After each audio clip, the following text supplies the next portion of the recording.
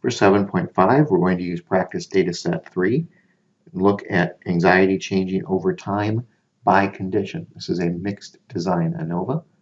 Analyze, general linear model, repeated measures. Here, affect time with 3 levels, which was created in an earlier example. The 3 levels are anxiety pre, 1, and 4. We're going to add condition as a between subjects factor. I'm going to go ahead and have it do post hoc tests for condition, specifically a Tukey's HSD. And I'm going to have it plot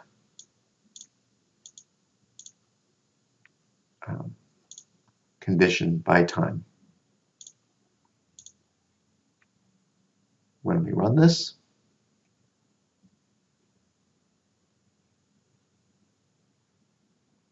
apologize, it's being a little bit slow. You can tell that it's doing something because it says down at the bottom here, running GLM. There we go. So the effect for time,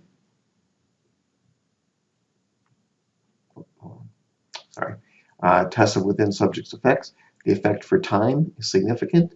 The time by condition interaction is significant. And the effect for condition is here in between subjects' effects is not significant. Okay. In other words, over time there is a change. The conditions do not matter.